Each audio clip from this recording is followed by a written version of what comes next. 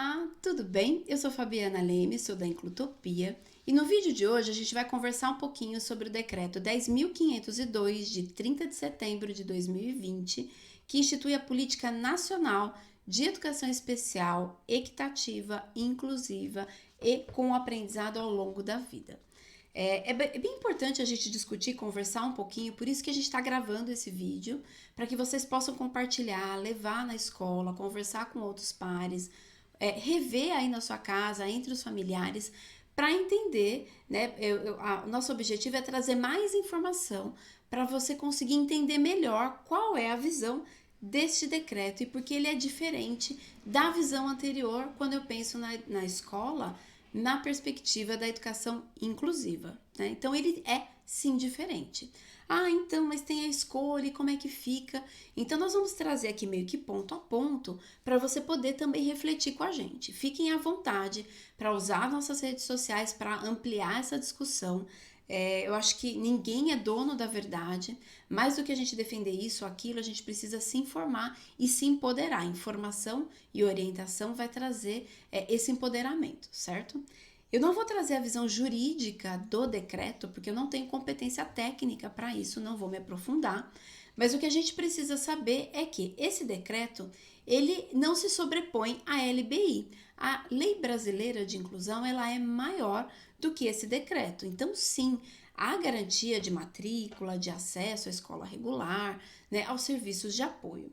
Mas o decreto traz a visão de como esses serviços de apoio são entendidos e são oferecidos no nosso país. Se antes, né, quando eu tenho uma educação brasileira, na perspectiva da educação inclusiva, que é a política anterior, não é? Ela foi reformatada e essa é a nova política, porque essa sim, essa política sobrepõe a política anterior, não é? Qual que é a diferença? Quando eu tenho a perspectiva da educação inclusiva, não há pré-requisitos para esse aluno acessar a sala de aula regular. Ele não precisa estar preparado, né, no sentido de ter uma preparação anterior para chegar na sala. Não há condicionantes, né? Então ele não está alfabetizado. Então ele não sabe matemática. Então ele não faz interpretação de texto. Né, ele é surdo, ele usa libras. Não há esse condicionante. Ele tem sim a garantia do direito à matrícula, ao acesso com qualidade de ensino. E os serviços de apoio vêm para suprir essas questões e garantir um percurso escolar, né, adequado para esse indivíduo. Eu sei que tanto o atendimento educacional especializado, serviços tanto de mediação, serviços colaborativos e tudo que está sendo feito no país ainda está muito distante do que é ideal e do que é importante para essas pessoas. E eu entendo a dificuldade e a busca das famílias e dos professores para que esses estudantes tenham agora o melhor sistema de ensino para a vida deles, né?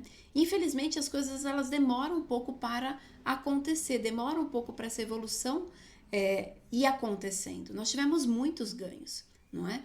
Lá na década de 90, eu participei de vários censos onde a gente ia de casa em casa, onde essas pessoas que hoje estão estudando estavam dentro de casa, não é? Então, a Política Nacional de Educação numa perspectiva inclusiva trouxe esses estudantes para as escolas e outras políticas, né, outras diretrizes também empoderaram a política de inclusão. Como? Atrelar, por exemplo, os benefícios sociais à matrícula obrigatória na escola, por exemplo. Esse foi um recurso, um dispositivo que tirou sim várias crianças de casa para ir para a escola, não é? Crianças que não iam para a escola, não é? Por diversos fatores. Nós sabemos o grau de vulnerabilidade social das pessoas com deficiência no nosso país, não é mesmo? Então, cada política, cada época vai direcionar os nossos esforços. E se vocês olharem as curvas de matrícula de pessoas que saíram de casa e estão na escola, isso aumentou muito. Você vai me dizer, nossa, Fabi, tudo bem, saíram de casa, mas muitos não têm a garantia de ter o apoio, recurso e tudo mais. Eu sei e eu concordo, né? Mas não é por conta disso que a gente vai retroceder, por exemplo, numa perspectiva. A gente precisa aprimorar essa que está se desenvolvendo. As escolas especiais, elas ainda existem no nosso país. E elas cumprem, né, deveriam cumprir um papel bem importante de uma outra parcela de pessoas com deficiência que não estão na escola regular e também não estão nas escolas especiais. Às vezes, né? Em algumas escolas isso já acontece, que são alunos com graves deficiências. E quando eu digo, né, comorbidades, várias deficiências associadas, que tem um grau de agressividade muito intenso, que precisam de atividades pedagógicas, terapêuticas, para conseguir ter uma melhora na sua qualidade de vida. Sim, esse é o papel da educação especial. A educação especial tem um papel importante no nosso país, mas não como uma etapa, como se fosse, aqui entre mil aspas, tá? Uma pré-escola para que esse aluno vá para uma escola inclusiva, certo? Então, alguns pontos que eu peguei aqui nesse decreto que eu queria trazer para reflexão. Primeiro, quando ele coloca aqui, vai definindo, ele coloca que a educação especial, ela deve ser oferecida aí preferencialmente na rede de ensino. Ele traz, né, a escolaridade especializada, exclusiva das escolas especiais para o sistema educacional. Então ele pode, né, é substitutivo, ou ele vai para a escola regular ou ele vai para a escola especial. Isso ainda acontece no nosso país. Então os alunos que estão matriculados numa escola especial, eles fazem parte do sistema educacional brasileiro, certo? Depois ele traz a questão da educação bilíngue dos surdos, e eu acho bem interessante ter sim um reforço e programas voltados para a questão linguística dos surdos, que é fundamental. A educação da pessoa com surdez, né? A pessoa com surdez que a sua primeira língua é a língua brasileira de sinais, é realmente fundamental que ele tenha contato com outros pares, que ele possa desenvolver esse idioma. E nós temos várias experiências que eu acho bacana que elas continuem e que elas sejam ampliadas. A gente vai ver como é que esse programa vai vir. Porque o decreto, ele traz a mentalidade, ele traz, vamos dizer assim, a concepção. O como vai ser feito, que tipo de programa, o que vai ser oferecido, com que tipo de recurso, ele vem depois. Então, o conselho vai trazer as diretrizes e depois o MEC vai dando os programas para a adesão das redes de ensino. A gente vai falar um pouquinho da adesão daqui a pouco. Então, a política educacional inclusiva, ela traz aqui um conjunto de medidas que visa orientar as práticas para realmente desenvolver esses estudantes. Então, uma fala ampla, certo? Quando ele traz que as escolas vai trazer, por exemplo, a definição, né? De escola especializada, classe especializada, escola bilíngue de surdo, classe bilíngue de surdo, escolas regulares inclusivas. Então, isso aqui me chamou bastante atenção. Então, a definição de escola regular inclusiva. Instituições de ensino que oferecem um atendimento educacional especializado em classes regulares, classes especializadas ou sala de recursos, certo? Então, se eu vou ter escolas regulares inclusivas, não serão todas? Porque a política, o decreto, diz que será um sistema optativo por programas. Então, uma rede de ensino, ele pode optar por fazer escolas inclusivas, onde esse recurso será concentrado, não é? Então, eles dizem que o pai e a família têm o direito de escolha, mas, por exemplo, na escola onde os irmãos estudam, onde os amigos dele estudam, não é uma escola inclusiva, porque não tem os recursos. Então, ele vai ter que ser remanejado para uma escola que tem esses recursos. Então, a gente precisa ficar muito atento a esse item. Eu achei isso bem complicado. Classes especializadas. As classes especializadas é, na verdade, um reaquecimento das classes especiais, não é? Porque são classes regulares inclusivas? Não, não são inclusivas. Se são especializadas, ele vai estar numa classe separado, certo? Não teria problema, não é esse o problema. Mas não chama isso de inclusiva, não é? Porque é só pegar a experiência das classes especiais do nosso país, onde você tinha 15 alunos de idades variadas, com deficiências variadas, com níveis de ensino e aprendizado variado, um professor de educação especial e tu completamente apartado, que não participava do intervalo dos outros alunos, era tudo separado.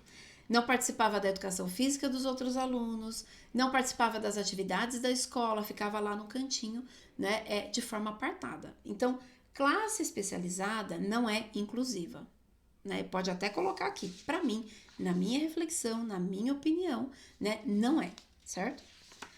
O atendimento educacional especializado, como ele é uma diretriz aí mais ampla, ele é mantido, certo? Como um dos programas. Se antes o recurso, o financiamento público, ele era direcionado para o atendimento do AE, das salas de recurso, hoje ele vai ser dividido nesses programas. Então, prestem atenção na origem do recurso. Vai ser dividido para o AE, para as classes especializadas, para as escolas especializadas, certo? A verba da educação, tá? Então, isso também é importante, porque o município ele vai fazer uma adesão, município ou rede estadual, ele vai fazer uma adesão ao programa que melhor atende às suas necessidades, que acho que traga um recurso bacana e que ele consiga equilibrar o orçamento, né? Será que o critério vai ser técnico do ponto de vista da necessidade do aluno mesmo? Né? Ou será que a gente pode ter um barateamento dos serviços? Às vezes é mais barato você contratar, fazer um conveniamento com escolas especializadas e direcionar esses alunos para lá, ao invés de criar uma rede de apoio dentro do seu sistema de ensino. Ou criar escolas polo, e aí você coloca um transporte, bota todos os alunos lá, e as outras escolas não têm, vamos dizer assim, serviços de apoio para atender. E o que isso implica? Às vezes você tem um aluno que não foi para essa escola polo, ele está naquela escola, mas vai ficar sem o serviço de apoio porque ele não está numa escola inclusiva, né? Porque a escola inclusiva, pelo esse decreto, fazendo a minha leitura, a minha interpretação, poderia ser um programa específico, certo? Outra questão que eu achei bastante complicada, ele fala assim a participação da família, né, sobre a decisão, e que essa participação, né, na decisão, a participação da família nessa decisão, ela vai ser empoderada e orientada pela equipe multidisciplinar da escola. E aí eu te pergunto, que equipe multidisciplinar da escola? Então eles já estão pensando, por exemplo, numa escola inclusiva, com uma equipe de corpo clínico, fonoaudiólogo, psicólogo, fisioterapeuta, terapeuta ocupacional, não é? Se não, qual é mesmo a escolha da família? Quando eu digo assim, olha, pode escolher, eu tenho A ou tenho A, que escolha é essa, não é? Ter escolha é dizer à família, falando, não, eu quero uma sala especializada para o meu filho nessa escola aqui que ele está. A família não vai ter essa opção. Infelizmente não, tá? E aí quando ele vai colocando da implementação, no capítulo 7, o que me deixou bastante preocupada foi esse item 3, que é a definição de critérios de identificação, acolhimento e acompanhamento dos educandos que não se beneficiam da escola regular inclusiva, certo? Para proporcionar um atendimento educacional mais adequado e em ambiente menos restrito possível, certo? Então, é o redirecionamento, é aquele critério onde eu preciso ter pré-requisitos para estar naquele espaço, não como espaço de direito. Se eu não me adequo àquele espaço, sim, essas crianças, esses jovens, esses adultos serão redirecionados para espaços adequados, especializados. Esses termos, eles são bem perigosos, não é?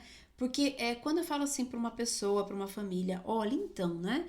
Nessa escola eu não tenho uma formação, etc, etc, mas ele vai ser direcionado para uma professora especializada, não é? Então eu tenho no imaginário que aquela professora tem recursos e práticas que são completamente diferentes do professor da sala de aula regular.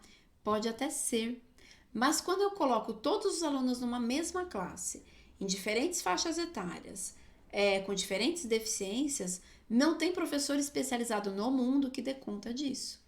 Eu duvido muito que vai ter uma classe especializada para a deficiência intelectual, para a deficiência física, nas diferentes faixas etárias, do infantil até o ensino médio, né? A gente já conhece essa experiência aqui no nosso país com as classes especiais que ainda existem, tá? Elas não foram extintas, elas estão ganhando força nesse decreto.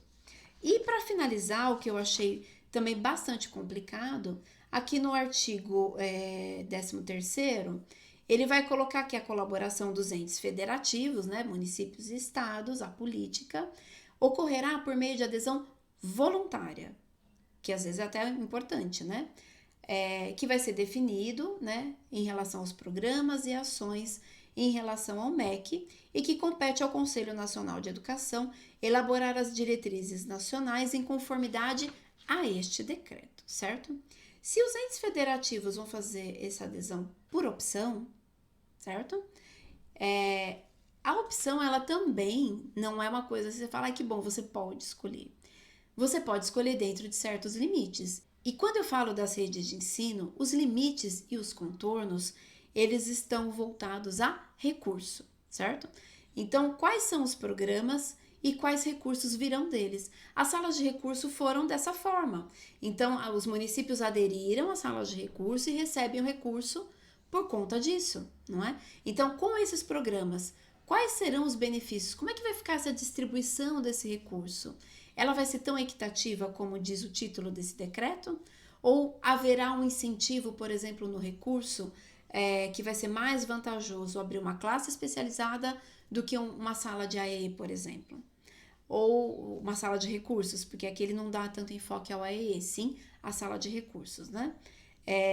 Vai ser mais vantajoso subsidiar uma instituição, né, uma escola especializada, ou abrir o recurso na rede própria. Tudo vai depender da destinação da verba, da destinação que as próximas ações a partir desse decreto vão trazer para as nossas redes de ensino. E não se iludam, isso tem um impacto no nosso dia a dia também. Eu espero que a gente consiga, né, com esse vídeo, eu sei que ficou um pouco longo, mas a ideia é trazer essa reflexão passo a passo. Trouxe algumas, eu tenho certeza que vocês têm muitas outras, muitas contribuições, então eu peço que vocês comentem aqui nas nossas redes sociais, mantendo a ética, mantendo a questão do respeito pela opinião, né? Nós precisamos respeitar as opiniões e estar abertos a ouvir. Mas o nosso posicionamento em relação ao decreto, né, eu acho que ficou bem claro, ele traz retrocessos bastante perigosos no nosso ponto de vista, abrindo brechas a práticas que a gente já tinha superado, não é? Então, ao invés da gente avançar nos apoios e na compreensão, porque a política do AE, ó, ela já está sendo criticada e ela precisa de avanços, já não é de agora. Nós estamos falando isso, nós, professores da prática, nós, familiares que estamos lá no dia a dia, não é? Mas não é fazer um retrocesso e promover, né, formas de apartamento dentro das nossas escolas. Agradeço vocês, então, por terem, né, ouvido esse vídeo. Vocês, se estão me ouvindo até agora, realmente fazem parte de um grupo bem diversificado e nos acompanhem, porque essa discussão ela ainda não acabou, tá bom? Um grande abraço e até o próximo.